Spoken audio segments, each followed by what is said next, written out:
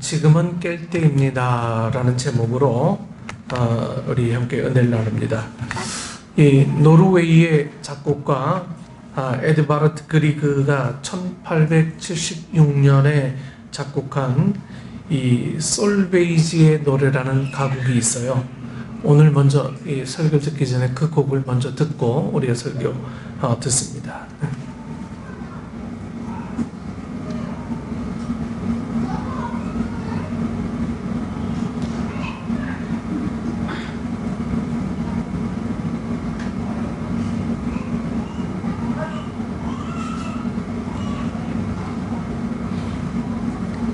두 번째,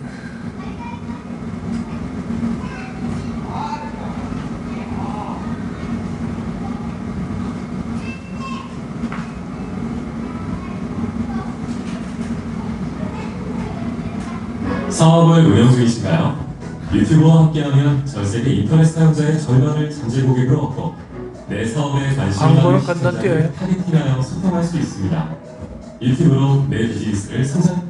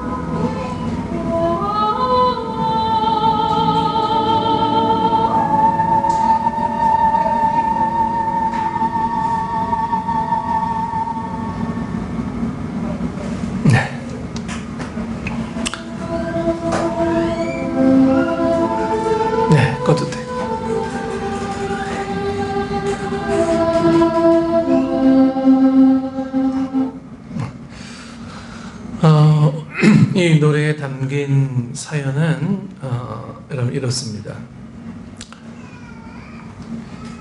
이 노르웨이의 작은 산골 마을에 가난한 농부 이 페르킨트와 소녀 이 솔베이지가 살고 있었습니다.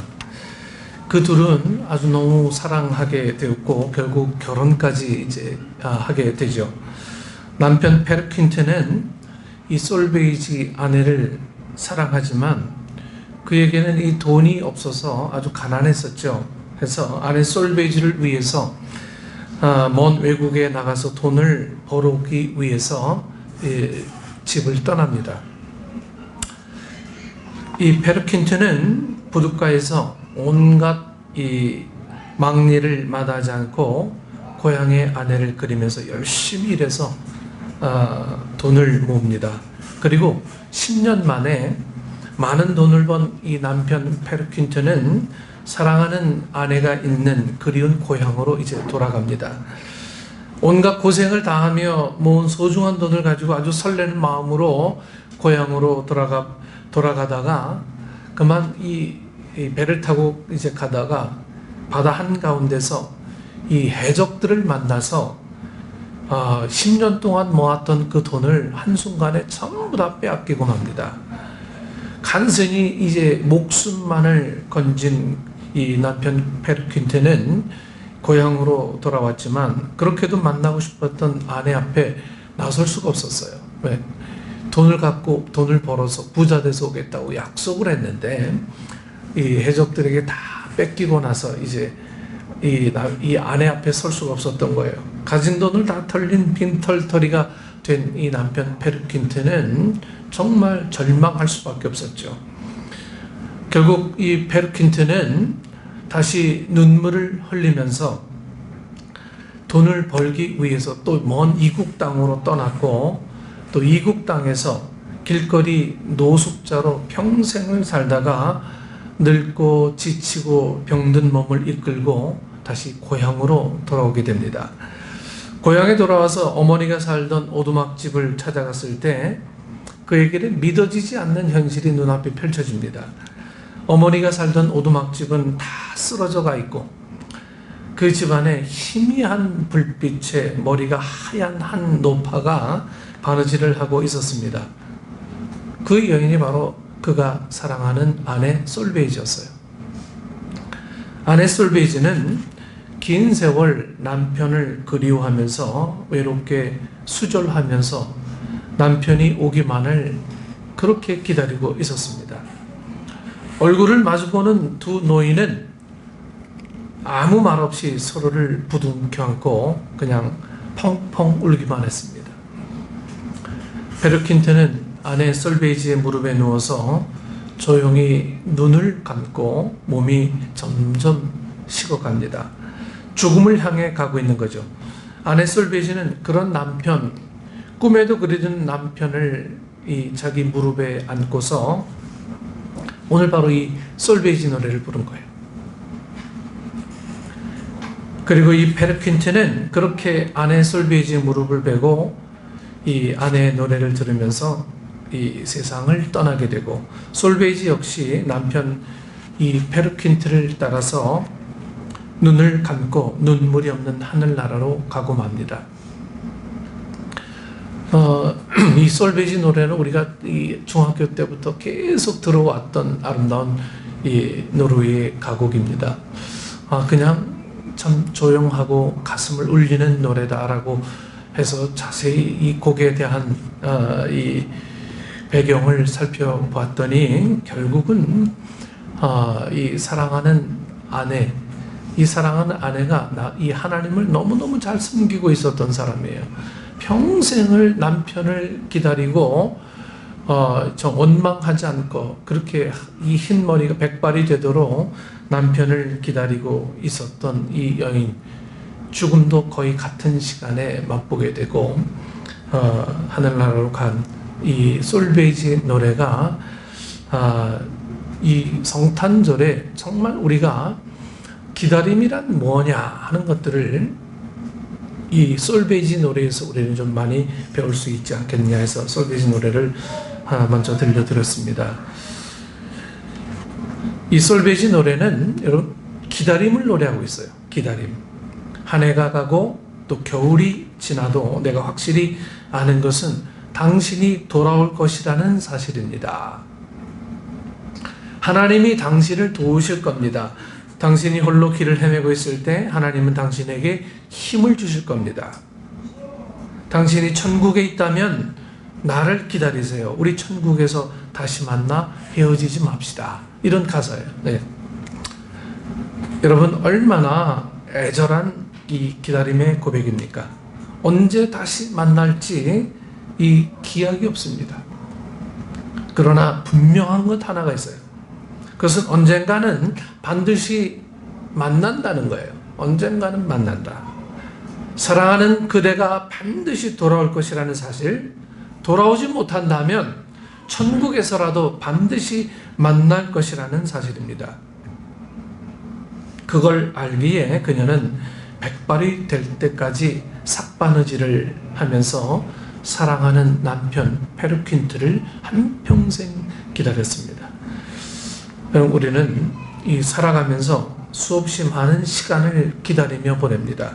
아니 어쩌면 우리가 살아가는 삶의 모든 대부분은요 기다림의 연속이라 말할 수 있다고 해도 과언이 아니죠.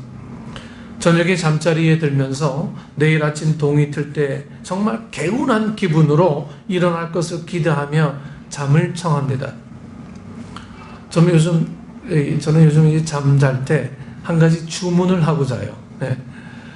기도라고 하는 게 더 옳은 표현이죠. 하나님 깊은 잠 자고 정확한 시간에 일어날 수 있도록 은혜 베풀어 주옵소서. 기도하고 자면 이 시간 그 시간만큼 깊은 잠을 자고 아침에 되게 개운하더라고요. 하루 종일 열심히 일하는 이 직장인들은요 수고하고 열심을 다한 것에 대한 보상으로 월급이 주어질 것을 기대하며 일합니다. 네. 때로는 퇴근 시간을 기다리며 일하는 경우도 있습니다. 네. 병으로 고생하는 사람들은 또 치유되는 날을 기다리고 또 수능 시험을 치른 학생들은 좋은 성적이 나오기를 기다리고 그리고 그 성적으로 원하는 학교에 들어가기를 기다리고 있습니다.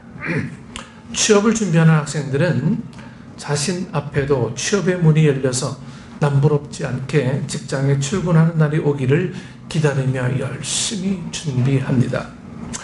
결혼을 앞둔 젊은이들은 멋진 드레스를 입고 많은 사람들의 축하를 받으며 결혼할 날을 기다리며 마음 설레기도 하고 결혼해서 아이를 임신한 부부는 건강한 아이가 태어날 날을 기다리며 그날을 손꼽아 보기도 합니다.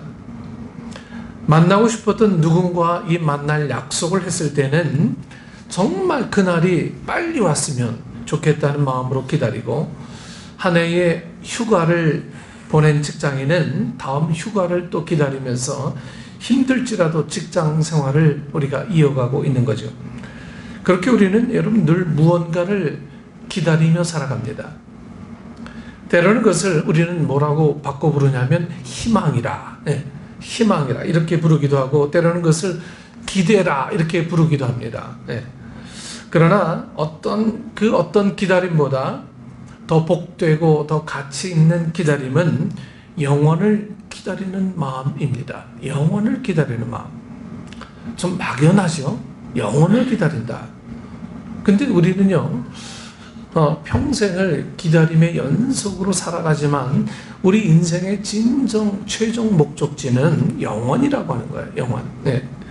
주님이 다시 오실 것을 기다리는 그 마음이야말로 가장 경건하고 가장 거룩한 기다림입니다. 교회에서는 지난주부터 이제 대림절 절기가 시작이 됐죠. 우리에게도 벌써 초가 2개나 켜졌습니다. 이 대림절이라는 것은 아기 예수로 오실 메시아를 기다리며 동시에 다시 오실 재림의 주님을 기다리는 절기입니다. 대림절에 우리가 깊이 생각해야 할 어떤 2가지 요소가 있어요. 첫 번째는 우리가 누구를 기다리냐 하는 거예요. 우리가 누구를 기다리느냐. 가정에서 아이들은 엄마나 아빠가 이 직장에서 퇴근하고 돌아오는 것을 막 고대합니다. 뭐 아내나 남편 역시 아내가 퇴근하고 돌아오면 반가운 체위를 할 수 있다는 사실을 기대하죠. 예. 그러나 그것보다 훨씬 더 중요한 것은 여러분 주님의 재림입니다. 주님의 재림. 우리의 기다림은 사람을 기다리는 것이 아닙니다. 다시 오실 주님을 기다리는 거예요. 다시 오실 주님을. 그렇다면 우리는 주님의 이 다시 오심을 어떤 마음으로 기다리고 있는가? 정말 주님의 다시 오심을 어떤 마음으로 기다리고 있는가? 매 해마다 우리 성탄절을 우리가 맞이하고 있지만 정말 이 기다림은 나에게 있어서 어떤 의미로 다가오느냐 하는 문제는 매 해마다 정말 새로워져야 될 문제다 하는 거죠. 사랑하는 남편과 아내가 일을 마치고 돌아오는 것을 기다리는 것보다 여러분 더 간절한 것으로 주님의 다시 오심을 기다리고 있느냐는 거예요. 정말 이렇게 기다리고 있는가? 만일 우리에게 주님의 다시 오심을 기다림에 그런 간절함이 없다면 그 이유가 과연 뭐냐 하는 거죠. 주님이 오신다고 하셨는데 우리는 기다리지 않아요. 그럼 왜 기다리지 않는가? 그 이유가 뭐냐? 우리를 좀 들여다볼 필요가 있어요. 혹 오늘이라는 현실에 안주하고 싶은 세상적인 욕망 때문 아닌가? 우리 모습을 좀 들여다볼 필요가 있습니다. 지금도 살기 좋은데 주님 오심으로 내 삶이 망가지고 흐트러질 것만 같은 두려움이 우리의 마음 한구석에 있는 건 아닙니까? 주님이 우리의 신랑이시라고 성경은 우리에게 이 증언하고 우리가 신앙의 삶을 살아가면서 늘 그런 고백을 합니다. 그렇다면 신랑 되신 예수님께서 다시 오신다고 약속하셨는데 그 예수님을 신부가 멀리 떠난 신랑을 기다리는 간절함 같은 마음으로 기다리고 있느냐는 것입니다. 오늘 우리가 들은 솔베이지 노래에서 솔베이지가 멀리 떠난 남편 이 페르킨트를 기다리는 것처럼 그런 간절함이 우리에게 여전히 남아 있느냐는 것입니다. 만일 주님을 기다리는 우리의 기다림에 그런 간절한 기다림이 없다면 지금 우리의 신앙은 혹 너무 세속적인 것에 물들어가고 있다는 증거 아니겠습니까? 기다림이 없는 것은 이미 내가 세속화되어져 가는 과정은 아닌가? 좀 아주 고형화되어져 가는 과정은 아닌가? 우리 모습을 들여다볼 필요가 있어요. 과거에는 은혜 받으면 정말 눈물이 났는데 이제는 은혜 받아도 별로 눈물이 안 나요. 과거에는 뭔가 좀 감동이 있으면 내 삶에 부대낌이 있고 거기에 대한 반응이 있었는데 이제는 감동조차 우리에게 자꾸 오지 않는 그런 삶이 되고 있는 건 아닌가. 우리는 이걸 세월 탓으로 돌리고 나이 탓으로 돌리면서 굳이 변명하려고 했습니다. 하지만 진정한 우리의 이 문제는 기다림이 우리에게 즐거움이 되고 있지 않다는 것에서부터 문제는 시작이 됩니다. 기다림이 왜 우리에게 즐거움이 되지 않느냐 하는 거예요. 예수님이 오시는데 왜 우리가 즐거워하지 않느냐? 이것은 우리가 점점 내 마음에 어떤 깊숙한 곳에 자꾸만 굳어져가는 마음들이 아니면 세속화되어져가는 마음들이 가득 쌓여 있어서 기쁜 마음을 자꾸만 잃어버리는 거죠. 여러분 은혜도 매일 되면 그게 은혜가 아닌 거예요. 이스라엘 백성들이 40년을 만나를 먹었는데 40년 후에도 정말 즐거웠을까요? 당연한 거라고 받아들여요. 당연한 걸로. 여러분 당연한 은혜가 어디 있어요? 은혜는 날마다 새로운 거예요. 은혜는 날마다 기뻐야 되고요. 그리고 날마다 배가 돼야 되고요. 그런데 우리의 마음은 당연한 것으로 받아들이는 고용화된 마음들이 자꾸만 이 고착이 돼서 더 이상 우리를 움직이지 못하게 만드는 이 신앙인으로 만들어버린 건 아닌지. 반대로 그런 기다림의 간절함이 우리에게 있다면 여러분 우리의 삶에 아무리 힘들고 어려운 일이 닥쳐온다 하더라도 우리는 그것 때문에 결코 낙심하거나 실망하지 않게 될 수 있다는 거죠. 네. 독일 경찰에게 쫓기는 한 유대인 소녀가 있었습니다. 부모님들은 벌써 이 독일 경찰에게 붙잡혀 끌려갔고, 이 소녀는 이 왈소라는 곳으로 도망해서 산속의 한 굴에 숨어 들어갔습니다. 동굴에서 그 아이는 추위와 배고픔에 결국 목숨을 잃고 말았습니다. 오랜 시간이 흐른 후에 이 네덜란드의 신학자 요하네스 할켄딕이라고 하는 이 교수가 이 소녀의 시신을 발견하고 그 소녀의 손에 들려있는 메모지 한 장을 공개합니다. 그 메모지에는 3마디의 글이 적혀 있었다고 합니다. 나는 지금 햇빛을 볼 수 없으나 저 밖에는 분명히 햇빛이 빛나고 있음을 믿는다. 지금 하나님은 말씀이 없으시나 분명히 하나님은 이 동굴 속에도 계심을 나는 믿는다. 지금 나는 가족들과 친구들의 소식을 모르지만 분명히 하나님 나라에서 다시 만나게 될 것을 믿는다. 여러분, 비록 어린 소녀지만 여러분, 이 얼마나 감동적인 고백입니까? 이 얼마나 감동적인 고백이에요. 비록 어린 나이의 소녀이지만 이 소녀의 마음속에 주님을 바라보는 어떤 기다림의 소망이 있었기에 자신의 죽음을 정면으로 맞이한 줄 알았습니다. 그 아이는 힘없고 나약한 소녀가 결코 아닙니다. 천하를 호령하는 그 어떤 장수보다도 자신 앞에 다가온 이 죽음을 아주 의연하게 맞이했던 믿음의 용사였어요. 여러분, 이 세상 누구가 자기의 죽음을 의연하게 받아들일 수 있는 사람이 과연 몇이나 되겠습니까? 여러분, 그렇습니다. 소망은 우리에게 그런 힘을 주는 거예요. 죽음조차도 넘어설 수 있는 그런 힘을 주는 게 바로 이 소망이라고 하는 거예요. 심지어 인간이 가장 두려워하는 죽음조차도 극복하게 만드는 것이 바로 주님을 기다리는 소망입니다.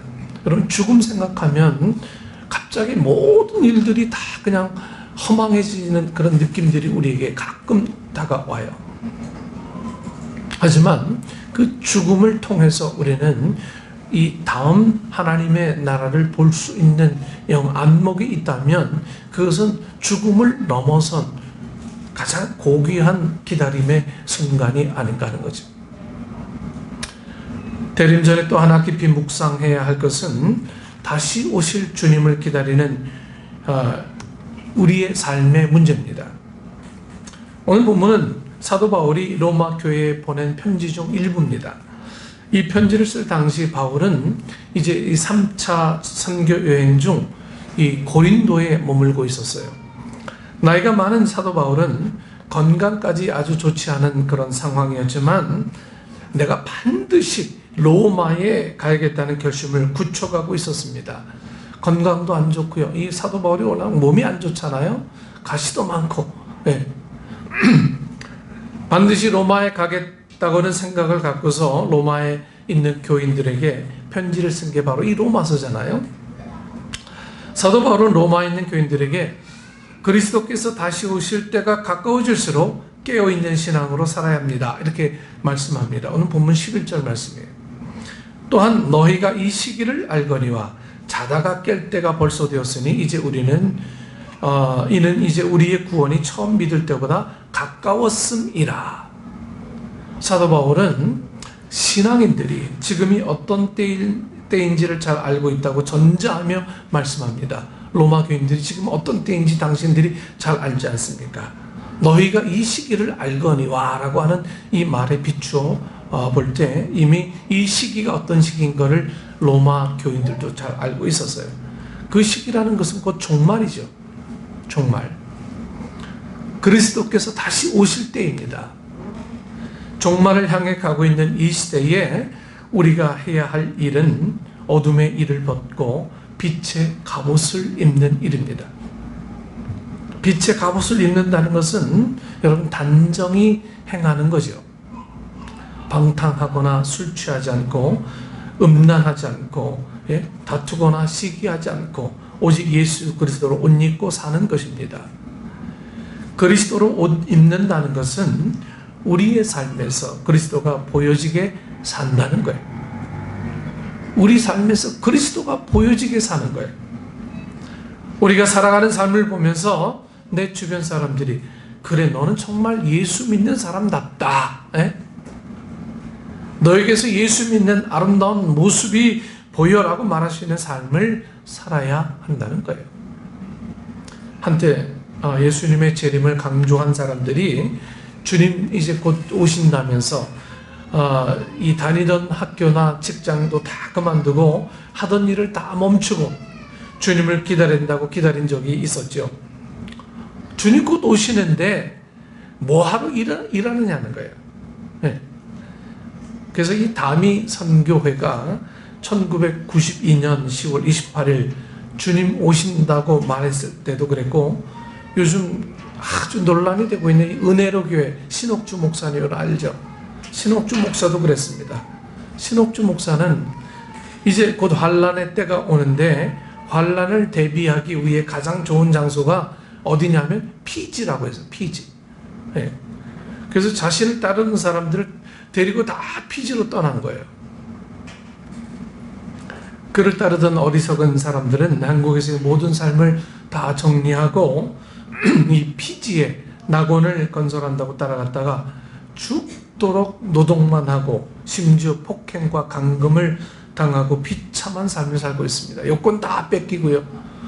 또 예배할 때는 이제 이 타작마당이라고 해서 그냥 이 엄마가 이 아이를 막 때리고 울고 불고 이거 때리면 이거 은혜다 이게. 예. 이 아들들이 엄마 때리고 막 이러면서 그게 바로 이제 천국에서 하나님의 은혜의 삶을 사는 삶이다라고 이렇게 가르치면서 이 강대상에 쭉 앞에 나와서 그냥 신옥주 목사 교인들을 뺨을 그냥 때리는 거예요. 이 타작마당이라고요. 이런 삶을 살고 있는 거예요. 낙원을 건설하는 것이 아니라 고생만 하고 있죠. 고생만. 예수님께서 다시 오실 때 우리가 해야 할 일은 여러분 우리가 하던 일을 그만두는 게 아니에요. 주님 내일 오신다 하더라도 학생은 학교에 가서 공부해야죠. 주님이 내일 오신다 하더라도 직장인은 직장에 가서 열심히 일해야 하고요. 장사하는 사람들은 열심히 장사해야죠. 되죠. 그것을 그만두는 것이 주님의 재림을 맞이하는 방법이 아닙니다. 여전히 똑같은 일상을 살되 우리의 삶에서 향기가 나는 삶을 살아야 합니다. 향기 나는 삶. 주님께서 언제 우리를 부르시든 주님 앞에 설 때 부끄럽지 않도록 우리가 살아야 한다라고 하는 거죠. 그게 바로 그리스도로 옷 입는 삶입니다. 내 삶에서 그리스도가 보여지고 그리스도의 향기가 나는 삶을 사는 것입니다. 주님의 재림을 알지 못하는 사람들은 자기들의 정욕 또 욕망대로 살 겁니다. 네. 먹고 마시고 쾌락을 즐길 거예요. 남들이 뭐라 하든 신경 쓰지 않을 뿐 아니라 심지어 심판대 앞에 선다는 사실조차도 알지 못하고 자기 하고 싶은 대로 방종하며 삽니다. 그러나 주님의 재림을 기다리는 사람들은 결코 그렇게 살 수가 없는 거죠. 물론 우리가 살아가면서 삶에 필요한 것들을 얻기 위해 노력은 해야 돼요. 열심히 노력하셔야 됩니다. 예수 믿는다고 해서 세상의 것에 전혀 관심 없는 것처럼 살 수는 없어요. 우리에게도 물질이 필요하기에 장사도 해야 하고 직장을 다니기도 해야 합니다. 그런데 중요한 것은 우리는 돈을 위해서 그렇게 하는 게 아니라고 하는 거예요. 돈을 위해서. 돈을 벌어서 내가 하고 싶은 것 마음대로 하며 살기 위해서 장사를 하고 직장에 다니는 게 아니에요. 내 자녀들이 나 같은 고생을 하지 않기 위해서 내가 지금 열심히 돈을 벌어야 된다라고 하는 생각도 이제는 우리가 좀 고쳐야 되는 부분들입니다. 우리 아이들은요, 내가 먹었던 것보다 더 좋은 거 많이 먹고 자랄 거예요. 네, 더 좋은 옷 많이 입고 자랄 거예요. 그래서 여러분들이 더 잘 드셔야 돼요. 여러분들이 더 좋은 거 먹고 좋은 옷 입고 그렇게 살아야 돼요. 네. 우리 물론 자녀들을 사랑하는 마음들은 어느 부모든 다 똑같죠. 다 똑같기에 이 내리사랑이라고 해서 계속 베풀어줘야 될만 하는 그런 사랑이 있지만 내가 한평생 누리지 못하고 그렇게 살아가면 우리 아이들도 은연중에 그걸 다 배워가는 거예요. 은연중에 다 배워서 자기 삶은 좀 희생이 되더라도 내 자녀를 위한 삶을 살아야 된다 해서 그 자녀도 역시 계속 그렇게 살아가는 거예요. 정말 좋은 모습을 보여주기 위해서는 내가 잘 먹고 내가 잘 살고 내가 하나님 앞에 신실한 모습 보여주는 것, 이게 잘 사는 거예요. 그래서 주님 재림하시는 그날 정말 우리의 모습이 정말 아름다워야 되는 거예요. 우리의 모습이. 그렇지 못하면 우리를 보는 수많은 이 시선들도 역시 예수 믿고 아름답지 못한 삶을 보게 된다면 그것은 별로 바람직하지 못하게 되죠. 앞서 말씀드린 것처럼 주님의 다시 오심을 간절히 기다리는 사람에게는 세상이 알 수 없는 힘이 있게 됩니다. 세상이 알 수 없는 힘이 있어요. 그래서 이 크리스찬들이 세상이 알 수 없는 그 힘 때문에 때로는 고난도, 때로는 박해도요, 때로는 극심한 어려움도 이겨나갈 수가 있었던 거죠. 또한 주님의 다시 오심을 간절히 기다리는 사람들은 우리의 삶을 성결하게 살기 위해서 노력합니다. 주님 앞에 부끄럽지 않게 서기 위해서 말이죠. 옛날 주나라에 강여상이라는 사람이 있었습니다. 아주 뛰어난 재주와 지혜를 가졌지만 기회를 갖지 못해서 이 벼슬길에 나가는 길이 늘 번번이 막혔어요. 그래서 그는 이 위하라는 지역에서 이 나이 80이 넘도록 이 낚시질을 하고 있었던 거예요. 낚시. 그러던 어느 날 주나라 이 문왕이 사냥을 가던 중 이 위하를 지나가다가 한눈에 이 강여상이라는 이 80 노인이 범상치 않은 인물임을 이 주나라 문왕은 알아보았죠. 문왕이 그를 이제 등용하게 되었고 그런 나라를 크게 발전시키는 공로자가 되었습니다.